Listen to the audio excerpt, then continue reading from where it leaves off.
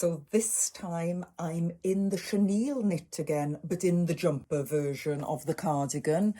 And you can see turtleneck, beautiful ribbing here, quite a wide cuff there, which I think works well, just tucked up there. Lovely raglan sleeve with the detailing. And then I've just tucked it in casually. That's quite a trendy look at the minute. Just so you can see, you know, the pleating of the trousers here and the pocket. That just works so well. These trousers are wide all the way down. But what I must show you here is this corduroy.